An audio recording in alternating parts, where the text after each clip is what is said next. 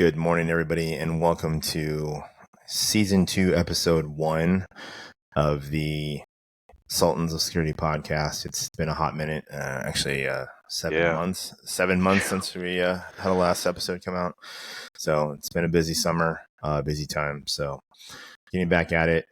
As always, I'm here with my amigo, Shane Morose. Good morning, everyone. At least it's morning right now. Yes, even though we're in two different spots, it's still both morning. So Yes. not super early, but early enough. Today we're going to talk about and dive into all things involving the Key Bridge collapse in Baltimore that happened earlier this year, March 26th to be exact. So, can you, Shane, go into what you how you heard about it, how you felt, and I'll share my thoughts on it too. Yeah, absolutely. It was early morning, email, 3 a.m., Key Bridge collapsed, and then there was a video already posted showing video of the bridge being hit by the dolly, collapsing, and it was like one of those things like, is this a deep fake? Is this, something somebody generated with AI? And then it was like, no, it's sincere. It really did happen. And I was due to go to work that day, and then you wake up, you look at the video again, you start seeing messages pour in, and like, oh my God, it's legit. It's our Key Bridges has been here longer than I've been alive, is now in the water. Felt like a matchstick when it got struck.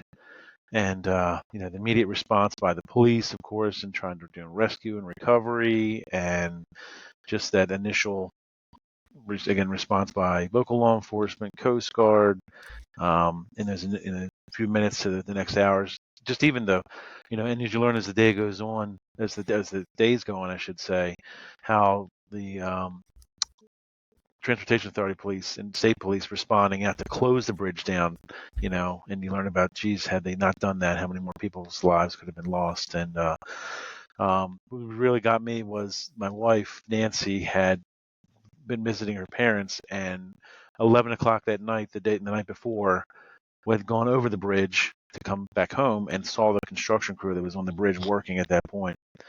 So you start to think, man, what if, that had been a couple hours later, or the ship had been designated to leave at that time. So it really strikes home. But the tremendous effort, unfortunately, the tragic loss of life, that was felt, and then, beyond those initial responses by the police, it was then it was trying to rescue efforts were turned into recovery efforts and trying to get the loved ones back. But then it got into the logistics of, now we've got to clean up this bridge, and what do we do with the ships that are supposed to be coming in, and what happens to ships that are within, north of the bridge, as we said, because of the way the port's set up. You were stuck. You couldn't get a ship out. So I want to say there was like a dozen ships. I can't remember the exact number, but a dozen ships, say 11, I think it is the number, were stuck. Couldn't leave. So it was like, what do they do? And what can the crew do? Can they get off the ship? And Customs had a response to extend leave privileges to the crews. And one person had asked me, well, are you guys, I guess you guys aren't that busy right now. It's like, actually, we got a lot busier because of that, having ships in. So you have to still man security posts with the ships there. You've got concerns about the ship's crews themselves getting off and on. Then you've got, one location where we work that's south of the bridge that's starting getting an influx of ship traffic, because they were the hub that, folks could go to now because they were still open for business. So it was an interesting few months, to say the least. I think a great response by the state government, the Coast Guard, the police departments, and creating what was called a unified command. So there were actually bi-weekly stakeholder meetings in which there were discussions from the lieutenant governor. She chaired the lieutenant governor of Maryland chaired this organization, this unified command, to say, oh, here's what we're doing this week, and here's financial aid available to workers who are out of a job right now. Here's some grants that are going to be available to business owners, and then Coast Guard coming in and saying, this is what we're projecting to do this week with recovery of, or I should say, cleaning up of the bridge, or we're going to plant explosives to get one section of the bridge off in a few weeks later, and organizing that so people were aware and they knew. Oh, I heard what that explosion was. What was it? No, we already knew because the information was shared ahead of time. So I think again, it's a good example under in totality, Governor Westmore being the governor, coming from him through the lieutenant governor to respond to keep us informed, and they did a really good job. Nice. I heard about it because my wife has a little bit of insomnia occasionally, so she had been up in the middle of the night and saw the post, and I think roused me to let me know. And so I wasn't fully comprehending, getting up for work, and then I started, checking text messages and Facebook, and same thing as you, watching that video. I'm just like, this is surreal. Like, this can't be. Right. I don't know how many times I watched it and just be like, what's going on? Like, why is the boat that close to the pylon and the bridge? What's happening? And then for them to hit it and watch how quickly the bridge fell. Like, yes, how many times I watched the video real time and watching the little time meter in the corner ticking away and just how quickly it fell. Yeah. And then, I mean, it's going back to thinking like you were talking about with your wife going over the bridge, how many times I traveled that, going back and forth, traveling from where I lived in Essex, Middle River, traveling to my job at College Park near DC. And that was a route that I commonly took for a period of time. And that was my secondary route to come home if 95 was too bunged up. And so I can't tell you how many times, especially, I think we've had conversations before about, after 9/11 happened, the concern about, what would happen, how you could cripple the city of Baltimore if you took out the two tunnels and the key bridge, how you could disrupt, a good section of the East Coast as well, not just Baltimore. But so how many times I was stuck on the bridge as well in bumper to bumper traffic thinking, what happens? What if something happens and this bridge starts to collapse? Like, what are we going to, like, what's going to be my options if I have any? Do I start carrying a life jacket in the front of my truck when I'm driving so I could put it on if we're going into the water? Would that make a difference? Having, I think it was one of the times, the thing that helped spur the idea of me having an instrument that I kept in the front of my truck that could break out the window in the event I did go into the water because of that scenario. And then, like, that might seem extreme in a prepper mentality, but March 26th showed us that, maybe it's not such an extreme idea, like it could have happened at any time. Yeah. And then luckily, like you said, the responders there were able to get the bridge closed, minimize loss of life. And it's sad and sucks for that road crew. Dedicated, how to be also not a warm night working in March there in Baltimore. No, out on that bridge on the open water. So, out there just trying to provide for their families and, for that to happen. So I'm curious what that's going to do for when the bridge reopens and crews doing work on the bridge in the future, like how that will change. Will those guys be required to be wearing, those life jackets that when you hit the water, they automatically inflate? Right. Those kind of things. Like, will it change? And will they have to be all strapped in, harnessed in, tied off to other, higher points on the bridge with ropes and everything like that, so that, fall arrest support if you're using a lift and things like that. Right. Like, will they have to do that in the event to try to save them? It opens up a ton of other conversations, safety wise, down the line. But it's and I think one of my other immediate thoughts too is that, knowing with working with you in the past with these ships, knowing that, there's foreign nationals on these ships. So again, I think one of my secondary thoughts was like, was this a terrorist attack? Yes. Yeah. That was like, was this planned? You know what I mean? So, and like, not completely discounting it, but like trying to understand too, because correct me if I'm wrong, but at that time, that boat was being piloted by a Baltimore captain, right? Yeah, so what happens is there's docking pilots that are familiar with the waters in which they navigate. So obviously you have a ship captain who's coming from wherever in the world. They're not as familiar with the locations where the channel's the deepest, the geographical layout. So the ports rely on someone who has that expertise to navigate the ships in and out. You have usually a couple pilots, one that's getting you, at least for Baltimore, from the Chesapeake to the Key Bridge, and then you have another one that will pick up from the Key Bridge to where you're trying to get to dock. And so yes, that's this person that's on there, and that captain is the one who radioed to the police departments to initially say, look, you need to close the bridge down. We're imminent strike to the bridge, or we're experiencing this power failure. So it was that quick thinking and response by that docking pilot to get that information out to the police department so they could close the bridge down and minimize the loss of life. So, yeah, and in particular, though, there's the practice of you have tugboats that are escorting boats, or actually say boats, never say boats, they're ships. Um, the ships to and from, just because of the size of them, the power that these tugboats have to help steer these ships.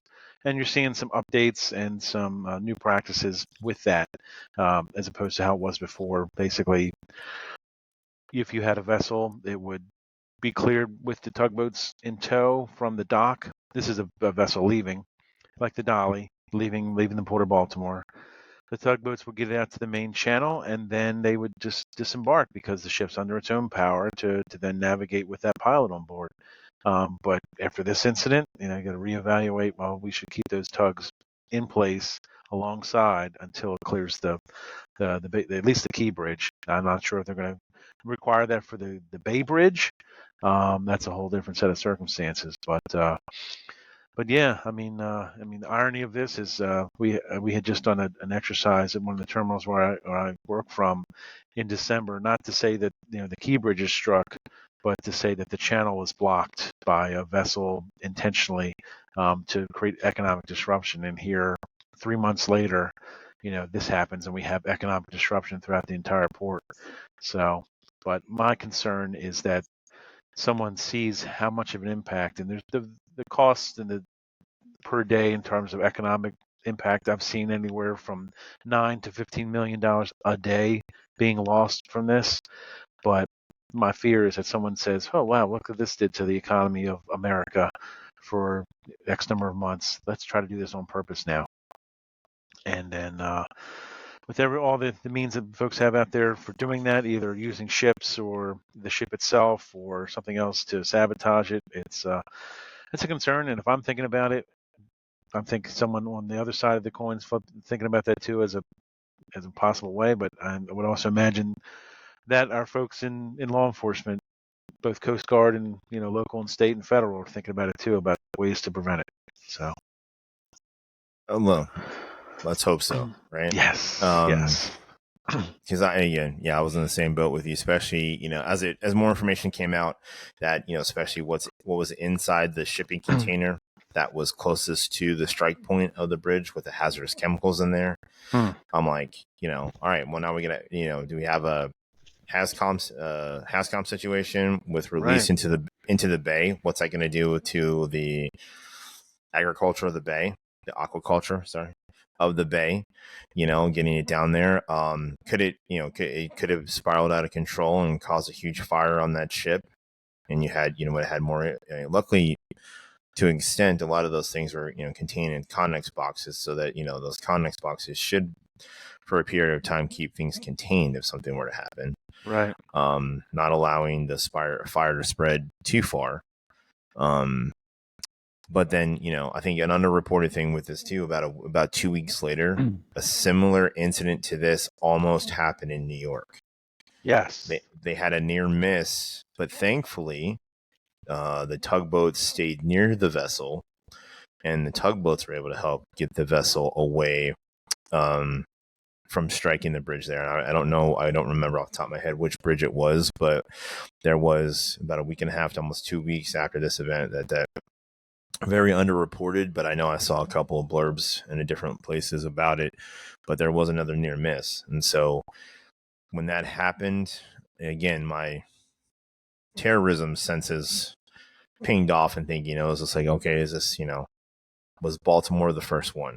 Right. And then you find out, as more information comes out too, then you find out the information that this ship and this crew had a previous incident hitting a bridge, I think in somewhere in Europe, or had a collision with a structure in Europe, docking some other time when they were out on a cruise.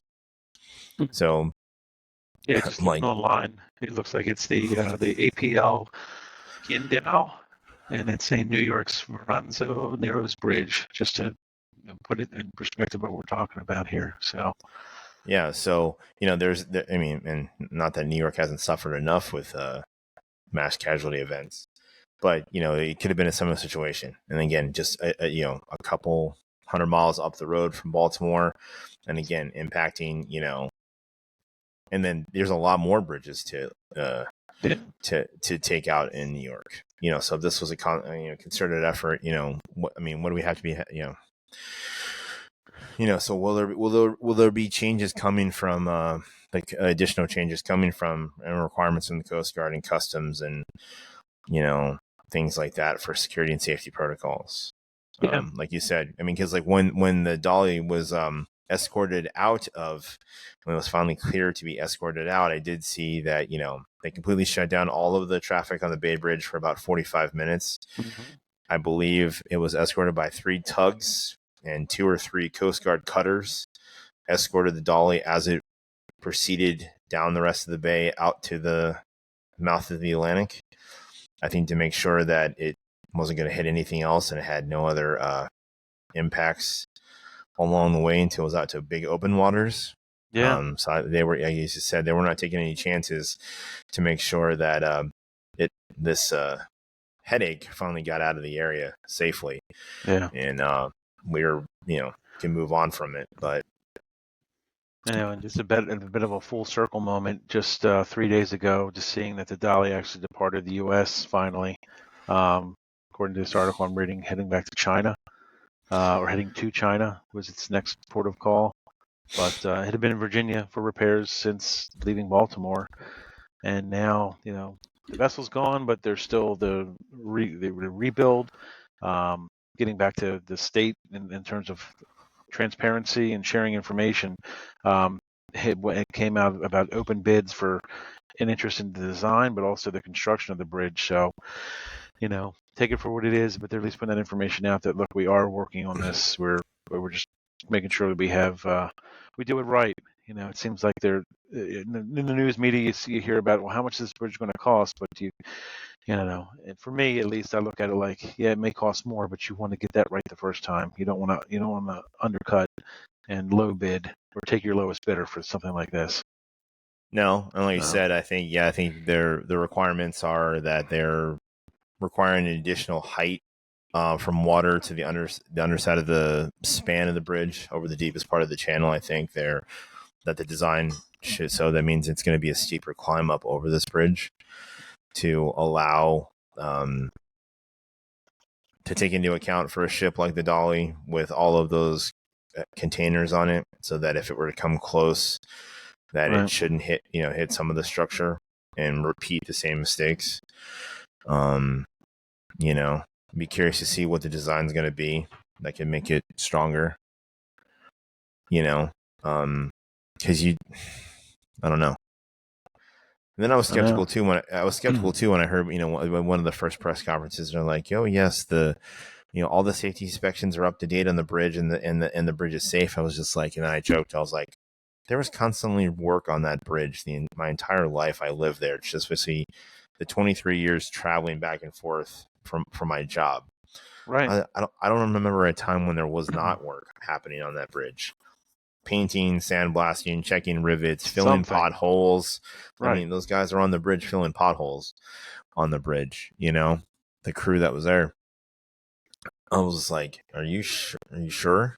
Like, I guess I'm a pessimist at heart. I guess most of the time, especially when the government involves, I was like, "Oh yeah, it was in great shape."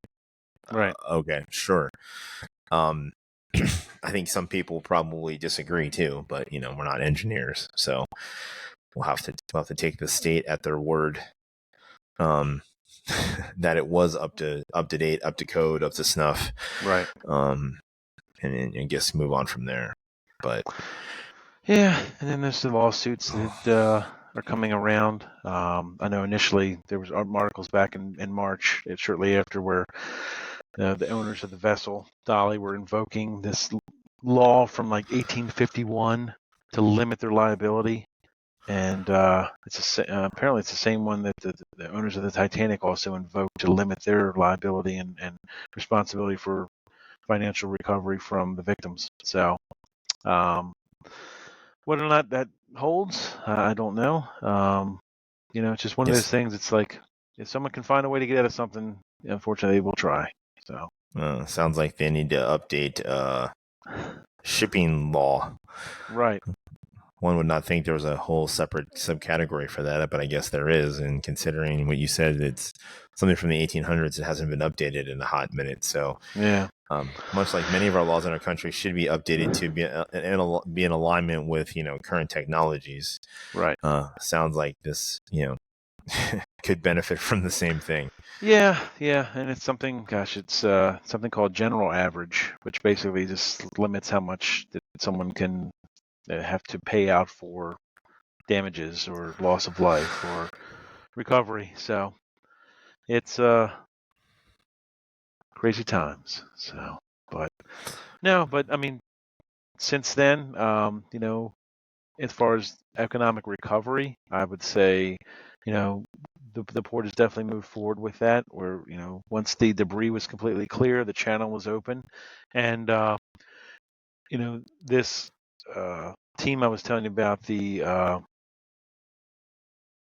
Unified Command, they did open up some of the smaller channels to allow barges initially, and then larger channels to allow some different vessels. So it wasn't like a complete close down.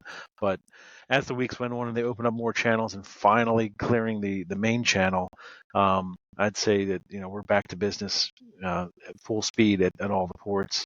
In terms of where I work, I've seen that influx of vessel traffic again balance out to the levels where we saw before the bridge collapse.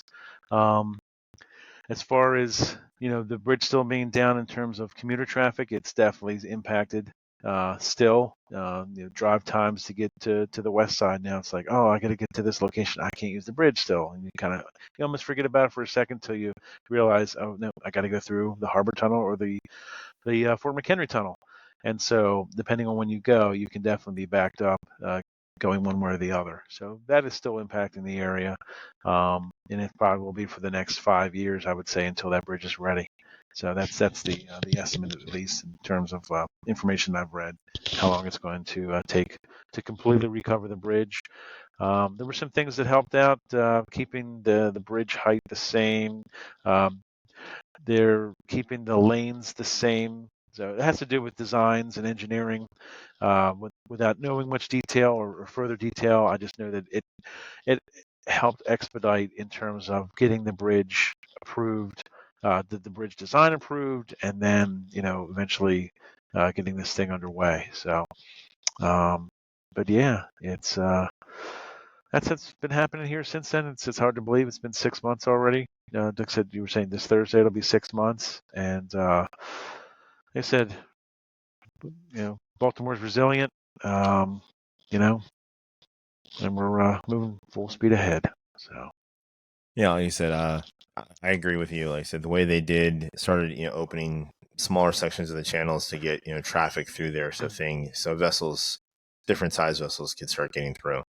right, And I know things were in great shape. When I saw that the cruise ship finally could come in and take cruise passengers out, I knew that yes, I'm sure there's a lot of upset people yeah, missing their cruises, because I know or that's been a being popular thing. diverted. Yeah, they diverted some of them to someone I work with. She said, "Yeah, I took the last cruise ship out of here before the bridge collapsed." So she literally took the last cruise ship out. The bridge collapsed, and on her way back, they had to divert to I want to say Virginia Beach, not Virginia Beach, but Norfolk. And then from there, they got bussed back. She said they did a great job. They had buses waiting for us, and we just got bussed back to our cars here that were parked Oh, at the terminal. well, So, that's nice because I just think about that, but like I've been like, damn it, how am I getting back to my car? right. I didn't do Um, anything wrong. I parked where I was told to park, and now I can't get back there because the bridge collapsed. So, and then the cruise ship, the cruise line. I guess I mean they did. I mean they didn't have to do that. It wasn't their fault that the bridge collapsed. right. So it was a really nice service though, to provide that customer service aspect. So like, hey, we got you. We'll you got some charter buses. We'll get you back to your car. Don't Mm-hmm. worry about it. But that's not that's solid effort. They make enough money; they can afford it. Um, and I'm sure they I'm assuming they probably potentially did that to get some other cruises underway, probably for ships that were supposed to Yeah. until the channel opened where they actually could get the ship into the terminal there. Right. So I mean, it's one way for them to make sure they weren't going to lose a bunch of money, not knowing how long it was going to be closed for. Right.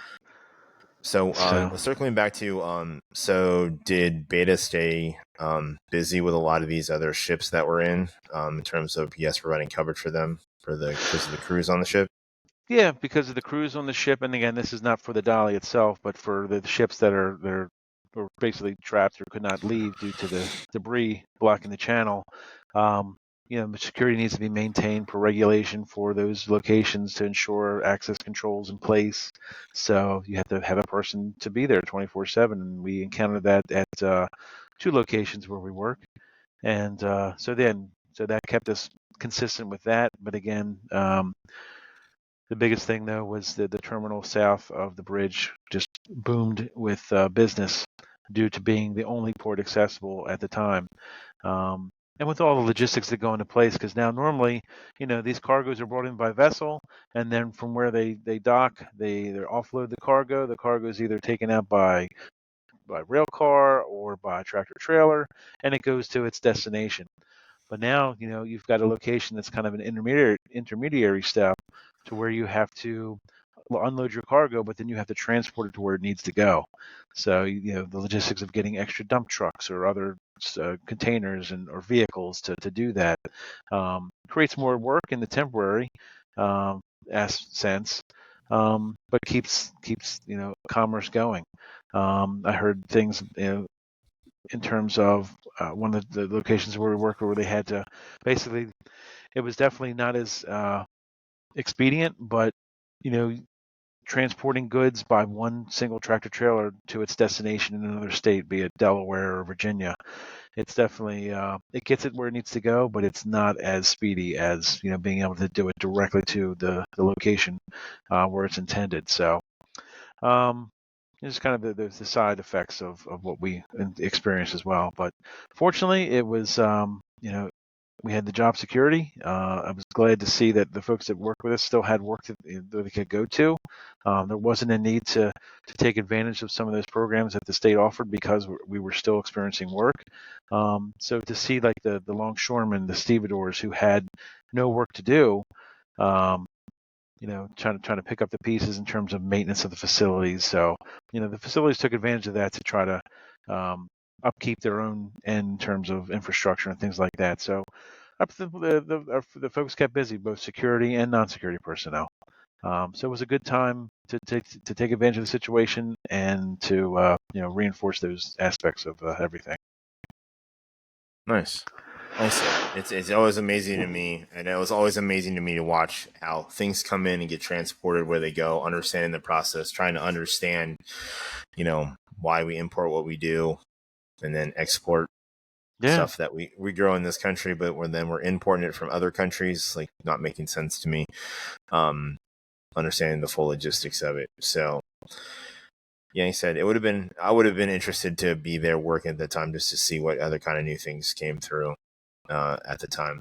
Oh So, yeah. and then, and then now, okay, so, things are starting to recover and we're moving forward. And now I hear on the news, earlier this week that, there's a looming potential union walkout for those union employees that work on the ports, potentially it could be happening here in the near future, in ports across the country until they get a new union contract.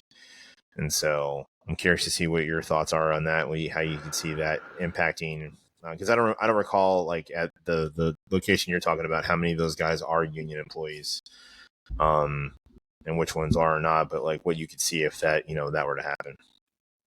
Yeah, I mean, where we work, there are some union employees, but it's predominantly private entities that are outside of it's called the ILA, International Longshoremen's Association.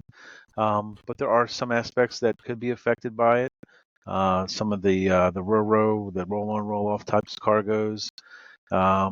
So I mean, for us, it's just one of those things of planning out. All right, if there is this strike that occurs, what are we going to be tasked to do? Do we have to increase our security posture? Do we need to be on the lookout for something else? Do we have to be prepared for potential picketing at our locations? And fortunately, like I said, being private terminals for the most part, you won't experience that. It's just the public terminals where these entities work out of that are going to experience that. So it's more kind of falling on the state-owned terminals. So for us, it's like, all right, if there is a strike, is there going to be some type of diversion of cargoes to our facility? So will that increase our needs for security coverage? So yeah, that's the thoughts that have been going through. It's funny, we just did a drill on crowd control this past week at one of our terminals just to kind of and it wasn't like I didn't know about it. I guess it was in the back of my mind, but maybe we should really do this. And it came up in one of the recent security audits by a third party about security guards have 14 different things they need to be aware of. One of which is crowd control. And so what we're looking to do is we were looking to spread the awareness of if a guard encounters picketing type activities, what should they do? Obviously you want to report it to your supervisor, but it goes beyond that of, do they have this entity have a legality to be able to do this? And, if it's on public property, our guards need to know that, yes, if they're on public property protesting, generally they can do that as long as they're not creating any sense of panic or danger or blocking traffic or creating alarm or obviously inciting any kind of violence, then yeah, these things are perfectly reasonable and legal. But so far, that has not happened. So Well, that's good, but to be prepared for it. It's just ironic how those of us in security and stuff, do drills, and then something comes up that you have to put that information in a drill or a tabletop exercise into place. I link it back to how you talked about with the channel being blocked, and then in December, then here 4 months later, it's an actual event that's happening, and how you guys are going to pivot and do it. Now, the same thing with the potential union strike. yeah, I mean, I had a similar thing preparing at the university before COVID happened, because the year 2019, I don't think people remember, but there was a big there's a lot of concern with measles outbreaks around the country, around the world. And so we were preparing things almost all of 2019 because we were having a large Boy Scout contingent coming to the campus with like 50,000 members to do an event on the campus, which you had Boy Scouts from European countries that might not have required MMR vaccinations. Really? You have a lot of members of the university community that are employees that work in janitorial or housekeeping or the dining services that are from other countries where, again, MMR vaccinations are not required. So trying to work with all them, but it was born on a tabletop exercise. I remember we did a large scale tabletop exercise January of 2020, having all the different units from the campus community together talking about it, and then 2 months later, mid-March 2020, we're shutting everything down because of COVID. And so a lot of what we had discussed, for mitigation things and housing people for, where we could, quarantine people on campus for measles, came into play with talking about, if you have international students and they can't fly, if they get COVID, and then like where we can keep them, and all of these other things. Because I was on the campus emergency management team that was the representative from our department, but then I was also on the subcommittee, which was the I think the emergency like disease response group for, I forget the total name for the campus, for the campus. So I was on that subcommittee because as a representative from my department, we had some of the larger buildings that could be set up as, potential triage locations or shelter locations. One of our buildings, we had an agreement with American Red Cross to be used for shelter operations if there was a tornado in the community or something else in the community. So one of our gyms was for that. So I was part of the team that had to talk about that. And so yeah, all that planning, then so much of it was wound up being deployed and being used once COVID hit, and then how we started to adapt. And so we had already done some forward thinking and had some ideas in place, and so we're able to build off of that versus starting from scratch and be like, what are we doing now? Right. And we actually we finally got to dust off the because many years before that, I remember when the bird flu, the avian flu. Yes. The The campus had created a response plan to that, and then departments had been keeping up with it. Working with emergency management on campus, and I was tasked for my department as the one that kept revising the plan, which would largely require just updating the directory of the names of personnel that were responsible for different jobs, because we had a matrix for primary, secondary, and tertiary responsibilities for different things relating to the buildings and our operations. And so if we had change of personnel, it was just making sure that the document was updated with the requisite personnel who was responsible, and then also making sure the director of the department issued a letter to said personnel letting them know that, hey, you're considered essential for these functions under our avian flu plan.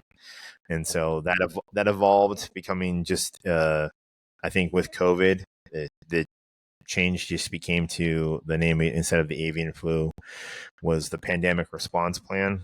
And so it was a more unified thing, a unified template, and you would add, you would backfill things pertinent to your department in it, but basically you had a lot of the same information. But talking about continuity, a COOP plan, so continuity of operations plan, what your business continuity plan was, because, we had,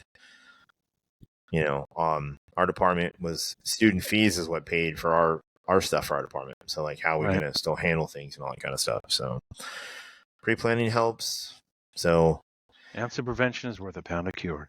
It's almost like a regurgitating or like a parodying it, but it's true. It's I've seen it. So. And I keep continuing to use that philosophy about preparing for things, and people, where I work out, I was like, well, that's never going to happen here. It's like, you never know. Right. I never thought I'd see the Key Bridge collapse, but here we are. Mm-hmm. Nobody ever thought planes would fly into buildings, and if they did, and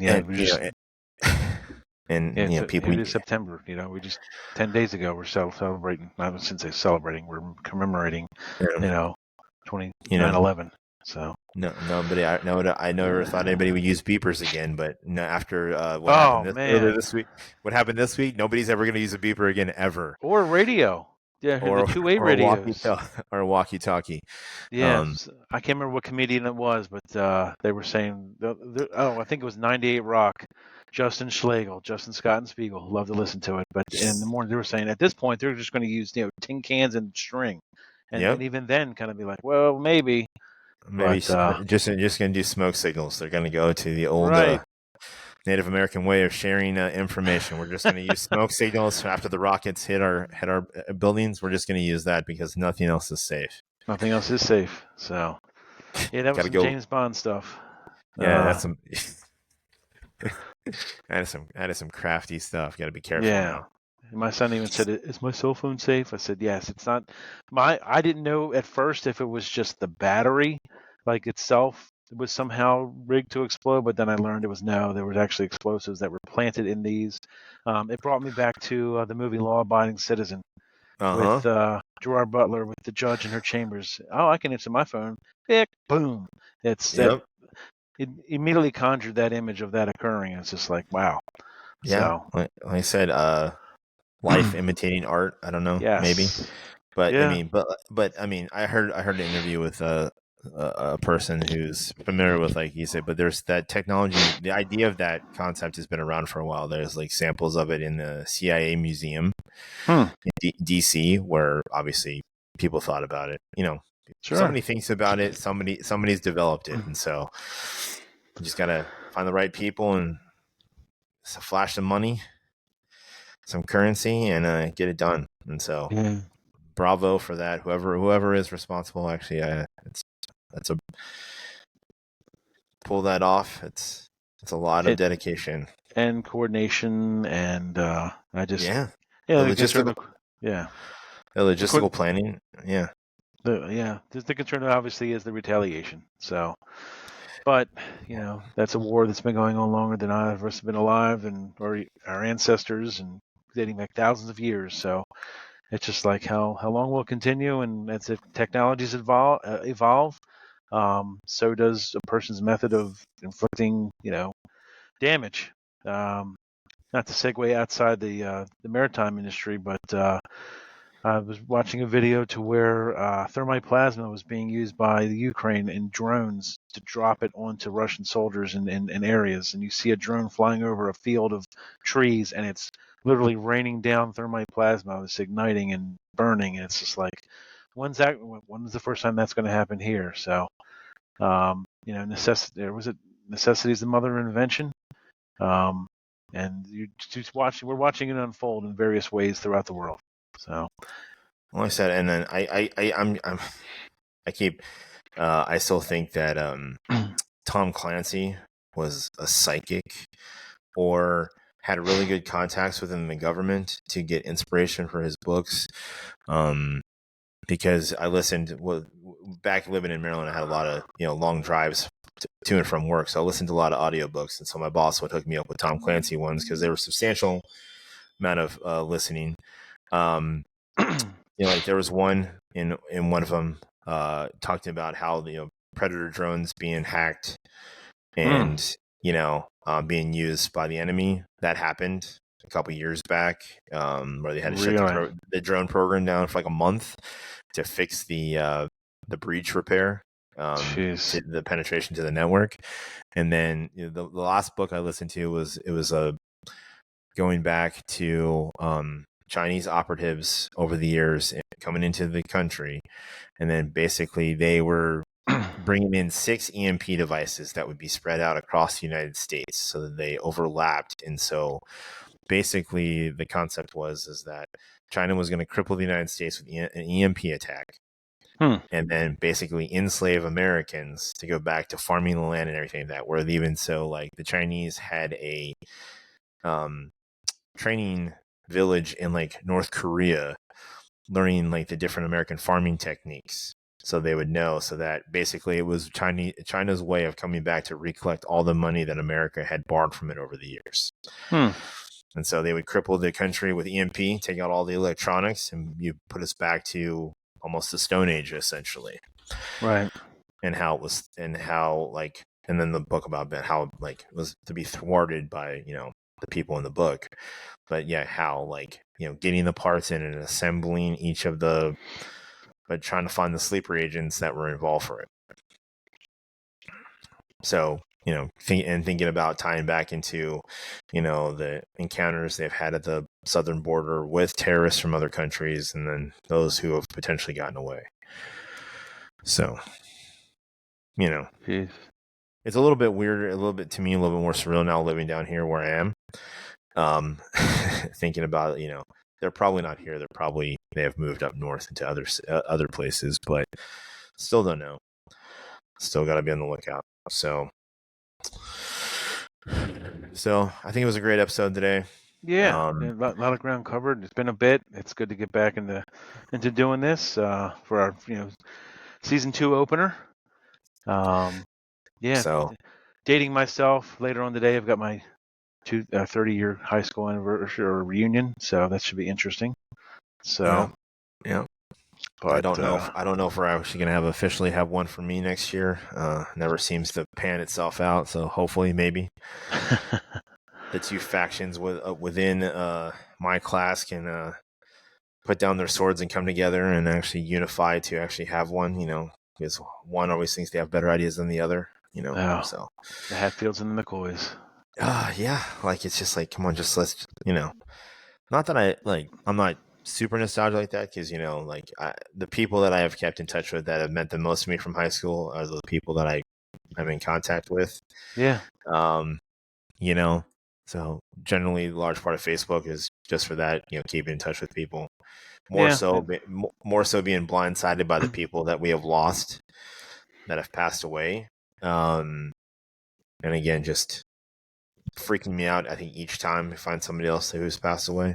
Yeah. So, whether from class of 94, 95, 96 or 97, it's still freaking me. So it's just like, I can't just shake my head. Can't believe it.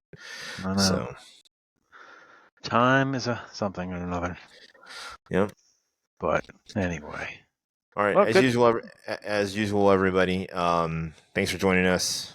If you want to get in touch with us and be a guest on the podcast, which we would love to have more guests. Our last guest was great. Please reach out to us at sospodcast76@gmail.com. sospodcast76@gmail.com. And we'll coordinate with you and get a time together and get on here and have you on as a guest. Yes, please do. All right, everybody. Stay safe. You too, man. Be good. Later.